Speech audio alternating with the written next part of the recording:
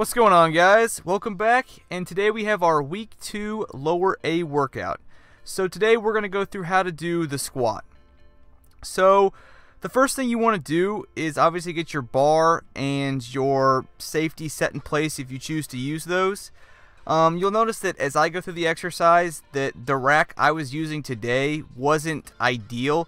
The adjustments on it weren't quite as accurate. But it was just a better location for filming. But ideally you want to get it set so that way you can easily get the bar off the rack and walk it backwards without having to like get up on your toes or, you know, kind of stagger out of the rack. But essentially what I do is I will grab the bar. I like to go as close as far as my grip width goes. I like to go as close together as I can while still being comfortable on my shoulders and my wrist. So typically this is just a little bit outside shoulder width. After I grab the bar, I will pull my scapulas back together. I'll pinch my scapulas together, and then from here I will rotate my arms into the bar like I'm trying to bend it in half. And again, all this is just to create as much tightness and stability in my upper back as I can. From here, I'll step underneath the bar.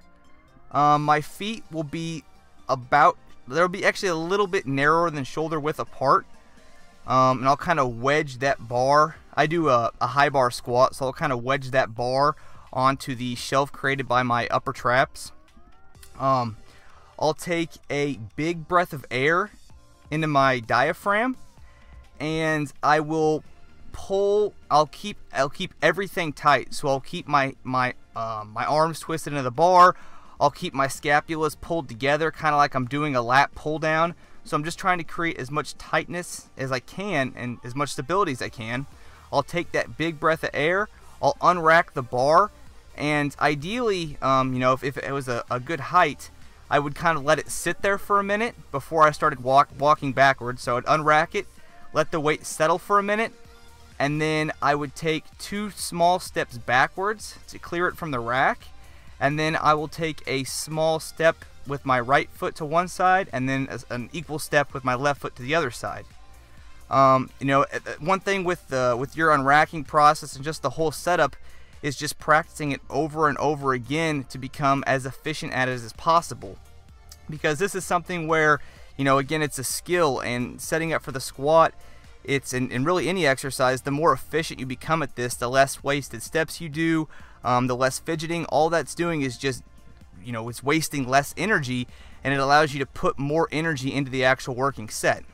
My feet are a little bit outside shoulder width. I have a pretty narrow stance, and then my toes are angled slightly outwards. From here, once I've kind of let the weight settle again, I'll go ahead and take another big breath of air down into my diaphragm, again just to create stability and tightness in my spine.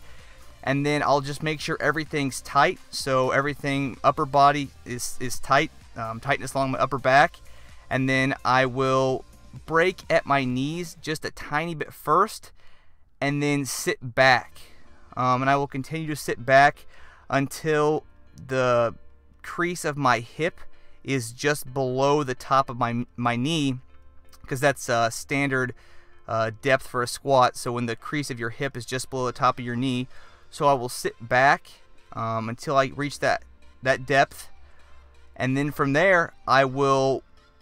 It's kind of similar to the RDL, kind of similar to a deadlift, in that at the bottom of the movement during that concentric phase, as you're coming back up, you want to think about engaging your bigger muscle group. So using your glutes. So thinking about like a hip hinge. So driving your hips towards the bar and coming up. And then you'll notice that, and I kind of talked about this during last week's video as well, is that I treat each rep independently of each other. So whether we're doing sets of 5 or sets of 12, I'll take a little brief pause in between each rep just to recapture that tightness. I'll let the air out when I get to the top, and I'll take another big breath of air before I descend down into that next rep. And again, the reason I do this is just because, one, it allows me to maintain better form and better technique to prevent against injury, and then it's also going to help you lift more weight because you've kind of regrouped yourself for a second versus just blending the reps together really quickly. And as you do that, you'll notice, and I'm sure you've noticed with yourself before, that your form just gets a little bit worse, just because things just aren't as tight.